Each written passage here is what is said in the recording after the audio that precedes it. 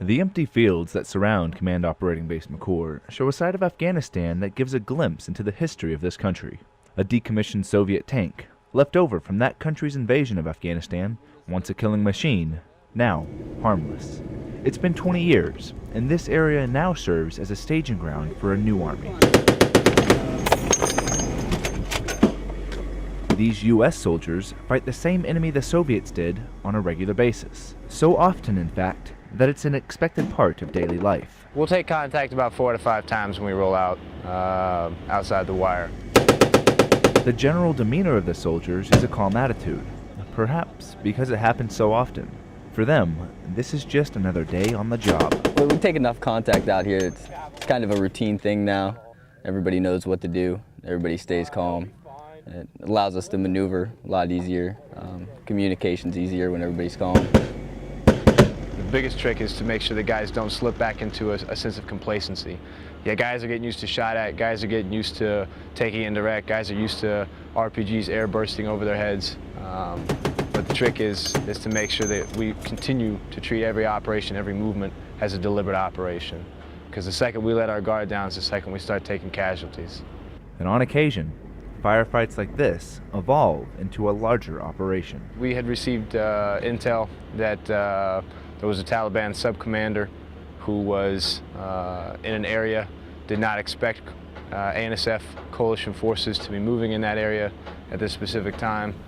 So the coalition forces launch an attack on the area with Afghan National Army members at their side and mortar support from behind.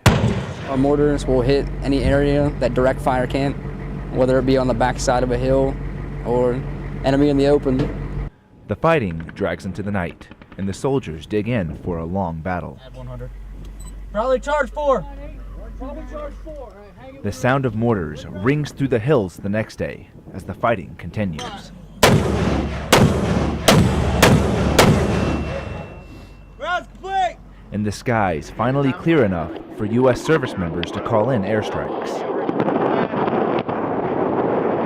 We know that they're hiding something because they defended that area pretty well. They had the high ground, they had trench lines dug all over the ridges. There's guys with man packs up there that we're actually bombing. There hasn't been a military presence here in a long time, but this area is crucial to the expansion of coalition forces in Afghanistan. This is the first time coalition forces have ever been out here. We've expanded the security bubble in McChord. We've pushed ANSF out to areas that they've never seen coalition forces before.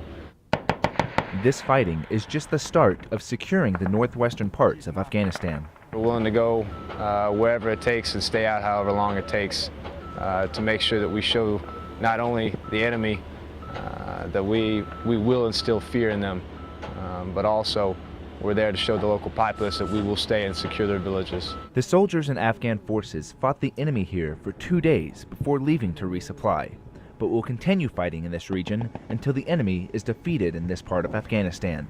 Senior Airman Hernandez, Badghis Province, Afghanistan.